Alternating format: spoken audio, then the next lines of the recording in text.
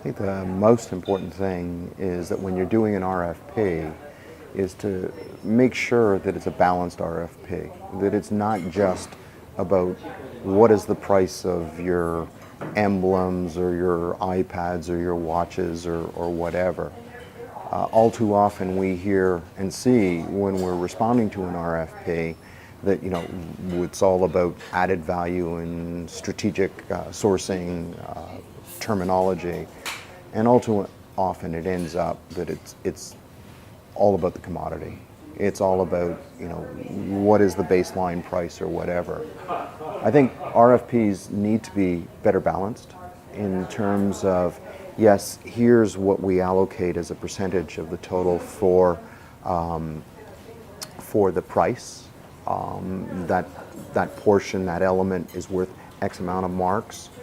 And then I think that there has to be some percentage, a large percentage actually, that goes back to the stakeholder, the persons that are actually using these programs, the business owners of these programs, and allowing them the opportunity of saying, okay, what's important to us?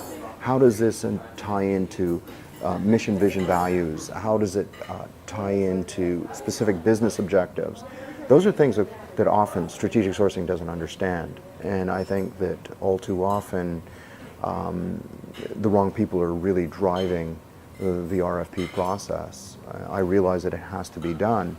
The best RFPs that we've ever seen are the ones that are really a lot of open-ended questions. They're not ones where you have to fit into a box. I realize that, a lot of companies want, to do, when they're using procurement software, but often they're doing that, all right, to make the job of procurement easier for themselves rather than looking and finding out what is true value. I also think that you've got to scratch beneath the surface. I think that any real process, you have to do a site visit. I think that to make sure that, are these people practicing what they preach? Can they deliver on their promises?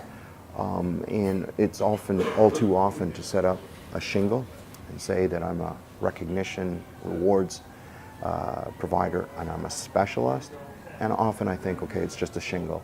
And I think you have to go beyond that. I think that it's incumbent upon the groups that are processing these RFPs to go beyond just what's written on paper, and do those words, can you make them come alive?